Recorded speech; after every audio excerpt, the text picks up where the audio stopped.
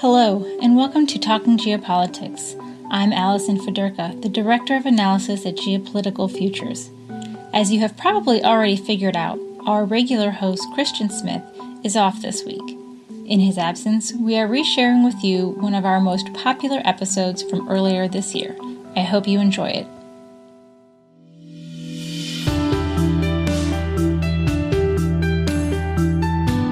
Hello, I'm Christian Smith, and this is Talking Geopolitics from Geopolitical Futures. On this episode, we're taking a dive into the modern giant that is China. In the first of a series that we're calling the Encyclopedia of Geopolitics, our East Asia expert Philip Orchard will give us a country profile on China, a China 101, explaining the basic foundations of the world's second largest economy, and what we often forget when approaching any question about it. Later on, Chairman and founder George Friedman will give us his views on China's external relations, in particular regarding probably its two most significant competitors, Russia and the United States. But to start with something completely different, I spoke with GPF Head of Analysis Alison Fedorka about what's on her radar and what she thinks you should be keeping an eye on in the world news pages of your morning paper right now. Alison Fedorka, tell us what's on your radar. So I do like to keep an eye on Latin America, and right now there's a few different things going on, but the one that's catching my eye right now is the moves by the Nicolas Maduro government in Venezuela to try and maintain territorial control of its border region with Colombia. We've written about this on our site. You can see it, and you've seen some stories in the news over the past couple of weeks. And the reason why we care about this is because it involves the guerrilla groups from Colombia who have taken safe haven in Venezuela. They're having some skirmishes amongst themselves. This inherently brings in the Venezuelan military and government and puts into question the ability of the government and the military to maintain control over their territory. So over the past 6 months or so, we've seen an increase in the frequency of these types of disturbances taking place, as well as an increase in size. And while the latest episode has been calmed down for the time being, we are going to be keeping an eye out for repeats in the future. Alison Fedorka, thanks very much.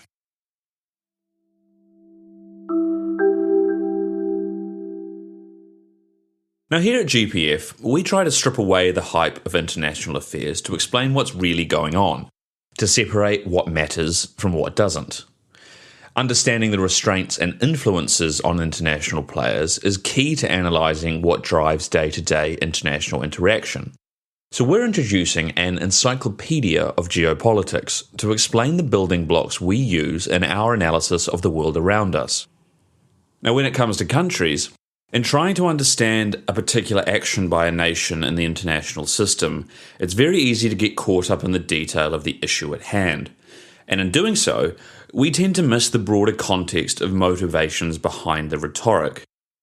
When Russia masses troops on the Ukrainian border, are they really intending to invade? Or are they just playing up for their domestic audience?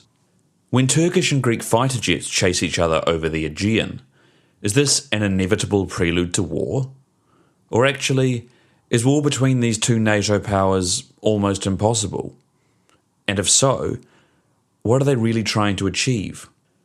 More often than not, what these dramatic acts appear to be on the surface can be easily explained as something less concerning if we know the fundamentals of what motivates those countries.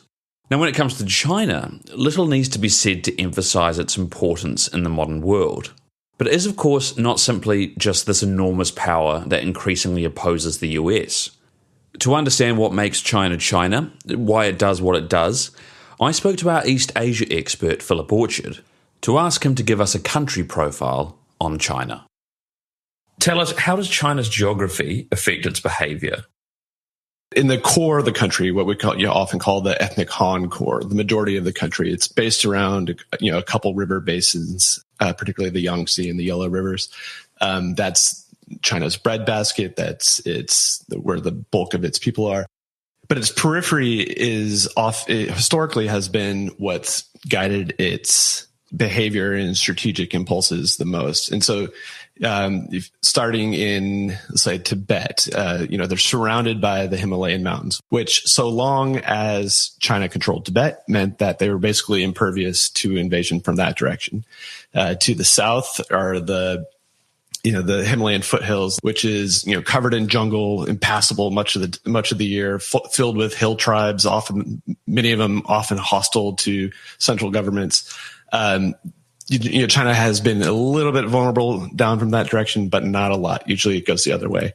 The places they've been vulnerable have been to the north, or especially to the northwest. If you think of the Mongol invasions, and the way that China has responded to that was by pushing outward into what's now Inner Mongolia, into Xinjiang and so forth, basically trying to give itself strategic depth. And then there's the northeast, the Manchu, what historically was like the Manchu dominated areas. That's more than anywhere where China has been threatened in more recent times, thanks to the Japanese and so forth. And so the way it's pushing out there is by, for example, supporting North Korea's regime, basically doing whatever it can to keep hostile forces away from its border there. So those are its historical, and historically, whenever the Chinese central government was strong, it tended to control those areas. When it, due to economic reasons or due to any number of reasons, whenever the central area started to fragment and the central government started to weaken, you'd see these buffer zones, these peripheral regions start to break away. And so that's its historical focus. But now in the modern era, with China increasingly obviously engaged in the global economy and heavily dependent on exports to the US and Europe, heavily dependent on imports of commodities, especially oil and gas, but other things as well, from the Middle East, from Australia and so forth. Its geographic challenge now has moved, its foremost geographic challenge has moved to what's known as the first island chain, stretching basically from Japan all the way down to Indonesia. If hostile naval power were to block any number of choke points that are located along that string of islands, then China would be in real trouble.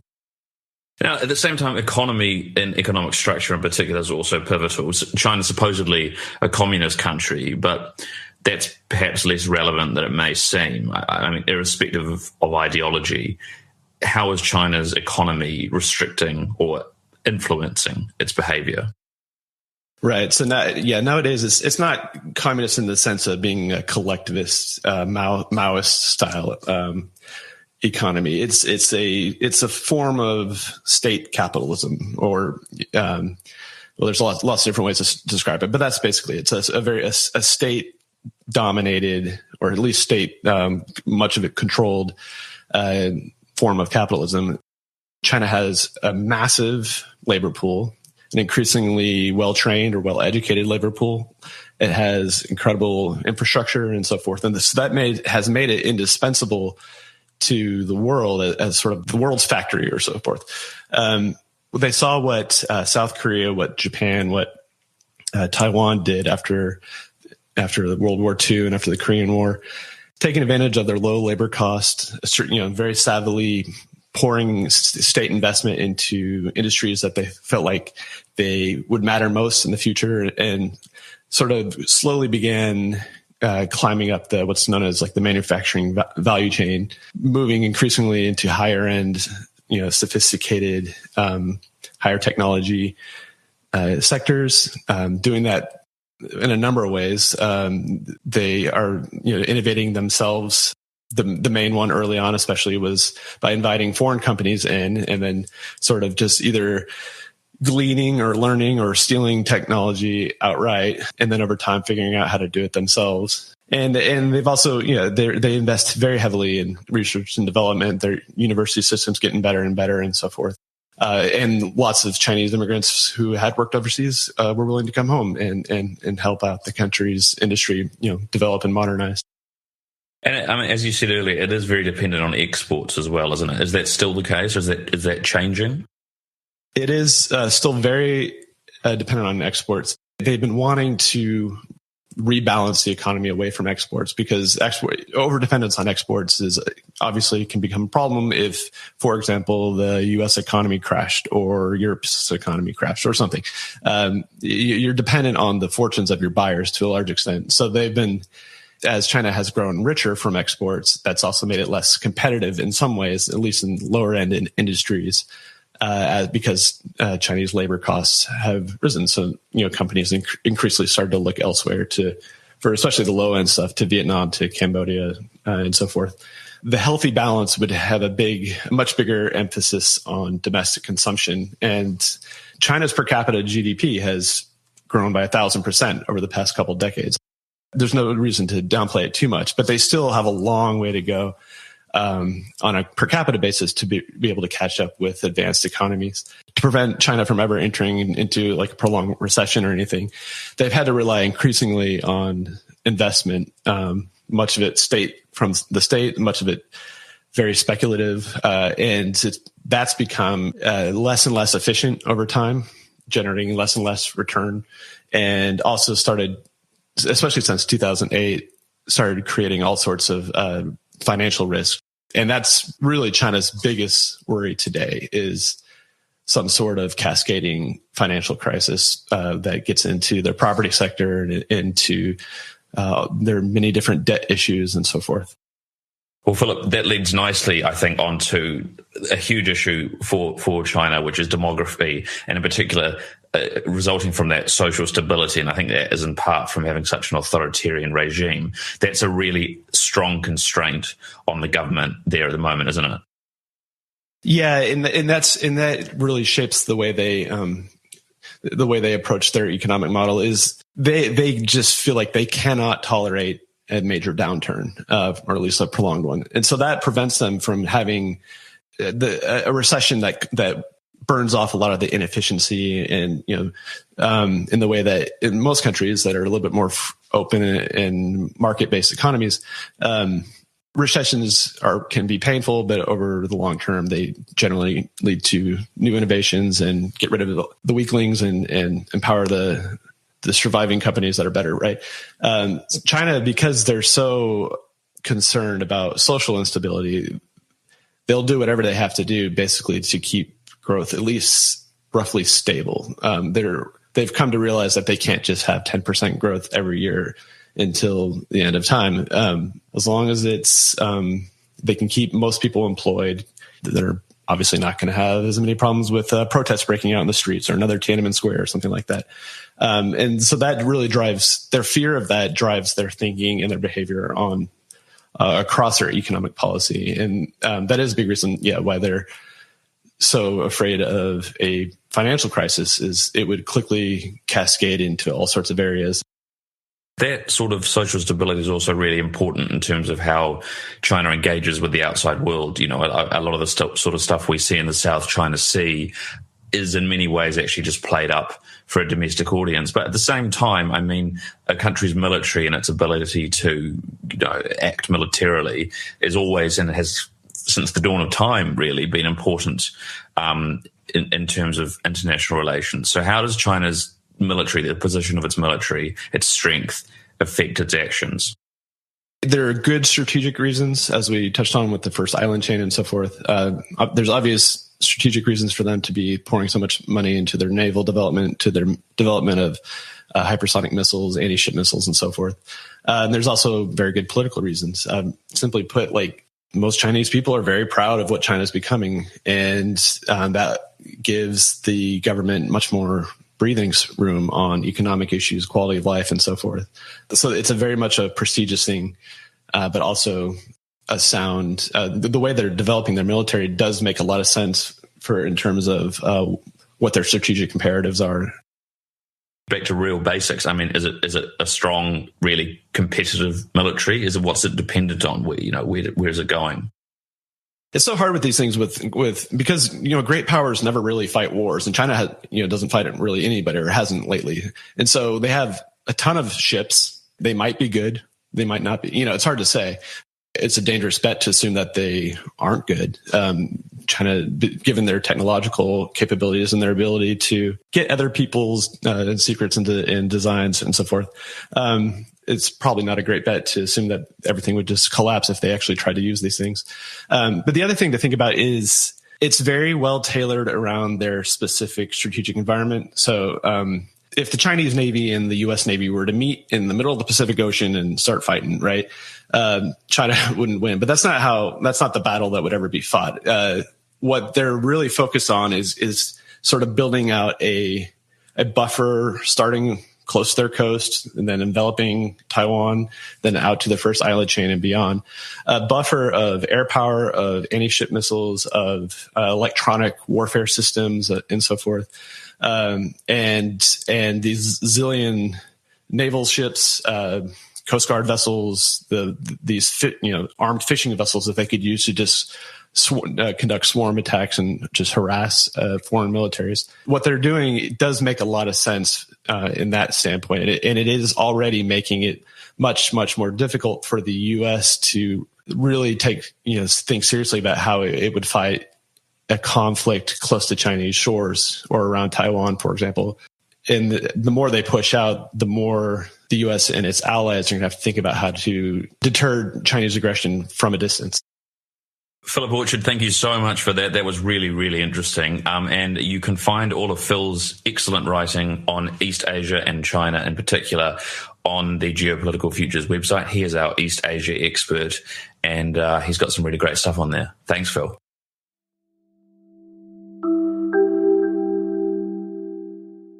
Talking Geopolitics is brought to you by Geopolitical Futures, your source for geopolitical forecasting and analysis. For the second largest economy in the world, and an increasingly antagonistic one at that, it's no surprise that China's external relations are the focus of many a diplomat around the globe. On this episode's Fireside Chat with George Friedman, I spoke with George about China's foreign relations, and in particular, how it views its relationship with the US and Russia. George, it's a fact I think is often forgotten when thinking about China's place in the world, but its relationships with other countries, well, they're not very good, are they? Think of it this way. The anti-Chinese alliance in the Pacific, which the United States is part of, includes Japan, South Korea, Taiwan, the Philippines to some extent, Indonesia, Singapore, where the U.S. has bases, and also Australia. China has not a single ally with which it can operate militarily in the Pacific or really anywhere. The only country it's formally allied with is Pakistan. And the reason is most countries don't see much value in an alignment with China. Also, China has scared most countries. People who believe what China says want to be allied with others, and people who don't believe that, what they're claiming, tend to be hostile to them. So it's one of the key elements that is ignored about China, its isolation in the world. You touched on it slightly there, George, but why does China not have closer, better, friendlier relationships with other countries? Well, it begins with economics. China is in a desperate position economically. It is the world's largest exporter. It is facing the world's largest importer, its biggest customer, the United States, with hostile relations. Therefore, it tries to find other countries in the region to export to. Many of those countries are competing with China economically. So there's an entire dimension that we forget about China. It survives by exports. Its biggest customer doesn't want to buy from it, or not as much as it used to. Other countries feel the pressure from China. It's not necessarily good. The second reason is China is now taken to threatening. So, for example, it is threatening an invasion of Taiwan. I think that would fail miserably, and moreover, you don't announce a country you plan to invade. But the other countries hear it. The Japanese hear it. The Filipinos hear it. Everybody in the region hears it, and they're thinking, after Taiwan, what? So China has, for domestic reasons, I think, painted itself as a extremely powerful power that is about to lash out, frightening everybody. And secondly, as a titan of international trade, which the Japanese, for example, doesn't want to hear. So China has convinced its population, and many, many outside, that it is an extraordinarily powerful country, but in fact it has many Achilles heels. One of them being the fact that if you're the largest exporter, you live and die by your customers. So the US-China relationship certainly gets a lot of attention. It is possibly the most significant international relationship on the planet right now. How do you see it? It begins again with economics.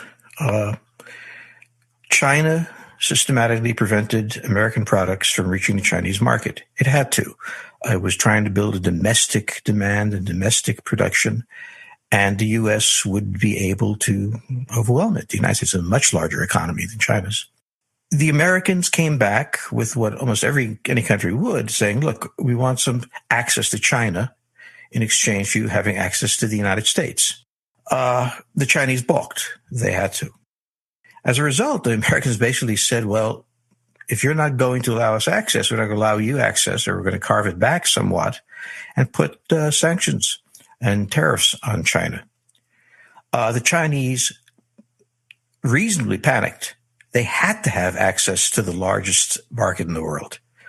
And the Americans refused to bend. I mean, they had no reason to bend. So the problem that the Chinese have is they must have good relations with foreign countries. They can't afford to really let those foreign countries have reciprocal relations with China, except on terms China defines.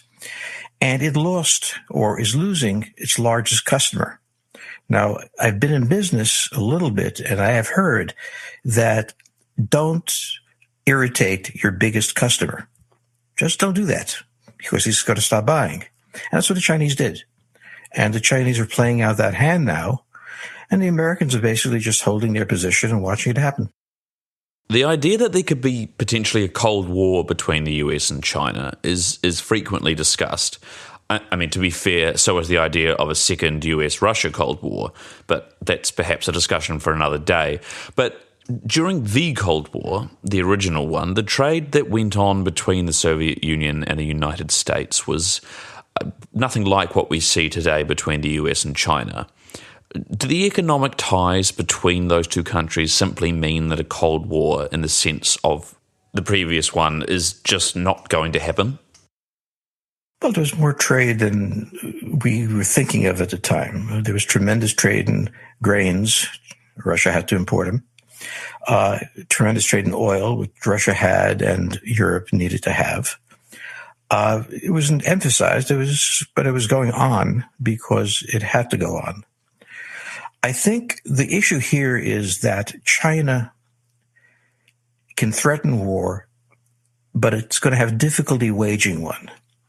For one thing, China has never fought a naval war, at least since 1895, when it was defeated by the Japanese. It has a lot of hardware, but the humanware, the trained admirals who have drawn on an institutional memory of warfare, aren't there. It is opening this by claiming that it is going to have an amphibious operation against Taiwan. Nothing is harder than an amphibious operation for two reasons. Firstly, getting the men to the right place is very tough, as we learned in Operation Overlord and other things in the Pacific.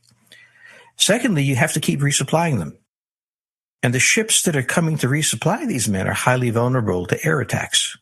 So the reason we are not going to have a war is, one, the United States has no desire to have a war with the Chinese, nor is it planning to allow the Chinese to dominate the Western Pacific.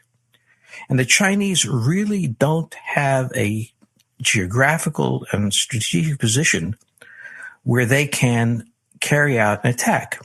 And the biggest problem the Chinese have is they may lose. Whenever you start a war, as the Americans have learned in Vietnam and Iraq and other places, don't assume that you're going to win. And in the case of the United States, well, we endured the defeats. China has built itself internally as a heroic power. If it were to invade or try to invade Taiwan and lost, the regime would, I think, face serious challenge at home as to how that could have happened. So it's much better to threaten than to do. And therefore, I don't think either side is going to attack. The U.S. has nothing to gain from attacking China. We can't go anywhere. We can't go on shore. There's millions of them. And the Chinese have too much at risk to carry out that war. And in a sense, that's the same thing as why the Cold War ended the way it did. Each side was afraid of war. The Russians were terrified that it would lose a war. The Americans and the Russians were both frightened of nuclear weapons. The Americans had no reason to attack. They were just waiting. That's the game the Americans usually play. And in the end, what was the point? That was the interesting thing, that it ended in a whimper. The Russians went away. So I think it is like the Cold War. And like the Cold War, it never turned into a hot one, and probably couldn't because everybody's afraid of one. Is our constant desire to see this as a new Cold War somewhat short-sighted? I mean, does it ignore the longer history of the world where, relationships between two powers that don't agree on everything, can be different to just a Cold War in the sense of what happened between the US and the Soviet Union? Well, I mean, there's a confrontation. And when you're having a confrontation, it's at least one side is going to try to bluff. Because if the bluff becomes credible, and the Soviets bluffed and the Americans bluffed, the other side might back off. So the Chinese, without any allies, facing the possibility of dealing with the largest and most powerful navy in the world, and a very experienced one, is bluffing hostile actions. The United States is bluffing blockading Chinese ports because we're there in the South China Sea. We could close them off. We could close off the Straits of Malacca. Okay. Well, we have no intention of doing that. That would start a war. And the Chinese don't have anything. So what we're having here is not a reference back to the Cold War.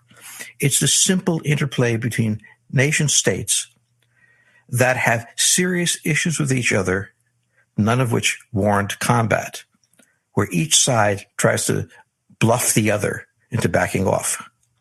The difference is the Chinese are isolated and therefore have only a bluff. The United States is sitting there with an alliance structure that is really larger than NATO was, sitting back and not responding. Of course, the media will get all excited about this. They'll think that the Chinese have said they're going to invade Taiwan. Well, one of the guarantees is that if you're planning to invade a place, you don't name it months ahead because the other side can build up. And so we know that's not going to happen. Well, speaking of building up and forces building up, I want us to take a look at China's relationship with Russia. Russia, of course, is currently quite prominently massing forces on Ukraine's border. And again, that may have to be a topic for another time. But historically speaking, China and Russia have struggled to be good friends, despite perhaps many normal indicators suggesting it might suit them very well. But in saying that, recently we've seen much more discussion about such an alliance's potential. I don't know what an alliance would look like. China's problem is naval. The Russians, so it shows my age. The Russians do not have significant help they could provide the Chinese in confronting the West. The Russian confrontation in Ukraine or further west is ground warfare. The Russians don't need that kind of help. What the Russians need is tremendous investment out of China. That they would like. They still couldn't help the Chinese. What the Chinese would like was the Russians buying more of their goods. Well, the Russians can only buy so much. So when you look at an alliance, when you look at the Cold War and you saw the American alliance with, say, Britain beforehand, the two militaries were intertwined. The economy of Britain was dependent on the economy of the United States. The land of the United States was dependent on the invasion of Europe. This was an alliance in which each side had something to offer, in fact, were indispensable to the other. In the case of Russia and China, it's a concept, but when you take a look at how they would bear the burden of each other, Russia is not prepared to attack the West. I suspect not Ukraine either, because it depends on Europe to buy its products. It would be in particularly its oil. It's not going to do that. And it can't do that. Its military isn't strong enough. The Chinese are going to be coping with the Americans and the Japanese and everyone else by themselves. The Russians can't come. So it would be another thing, to declare themselves allies. That's nice. Now, what are you going to do about it? Well, that becomes much more difficult. So alliance is a piece of paper. A working alliance, look at the U.S. and Britain in World War II, or the U.S. and Australia. But I mean, there's a fair way between a full, US-UK style alliance and then standard relations between two countries. I mean, it's a big gap there that they could do lots with. Russia and China both, they often see themselves as disruptors in chief of the US-based world order. I mean, might an alliance actually look more like an agreement where they help each other to just make life difficult for the US and its allies? The answer is specify help. What will they do for each other? So the problem here is there's one thing they could do. Simultaneously attack the United States. Russia by attacking Europe and NATO. China by attacking the fleet. That would be an interesting cooperation. The problem is the Russians are not that strong, and they're highly dependent on their relationship with Europe. They don't want to destroy Europe, God knows. And the Chinese, without that, are on their own, as they are now. So the really important thing when we talk about international relations are the details. You use various terms, relationships, alliances, many, many things. But when you ask the question, what exactly does that mean? What are you going to do for each other? Well, that's an issue. And this is the problem with China today. It puts itself as an adversarial relationship with the United States. It still has access to U.S. markets. That hasn't been cut off. Just some prices change. Were the U.S. to cut off their access to the United States, this would be a devastating blow. They don't want that to happen. We don't want that to happen. So we have this kabuki play, kind of like a New Zealand haka, and we're threatening each other, but we don't mean it. We don't expect a war with China. The Chinese don't expect a war with us. The Russians certainly they're desperately trying to rebuild their economy, don't want to go into a war. We are in a peaceful period, not with small countries, but the great powers have far more to lose than they could gain in a war. And the risks to each of them are way too high. The U.S. is not going to attack China or Russia. Russia is not going to attack Europe, and the Chinese are not going to engage the U.S. fleet and everybody else in order to get more sales. Well, a mention of New Zealand is always a good note to end on. George Friedman, thanks very much. And to you, I will say, ka kite anō, speak in a couple of weeks. Take care. Bye-bye. There are free articles available from George on the Geopolitical Futures website. All you need to do to find them is just go to geopoliticalfutures.com/podcast, and you can go from there. And that is all we have time for on this episode of Talking Geopolitics. Thank you very much for listening. We'll be back again in 2 weeks, but until then, you take care.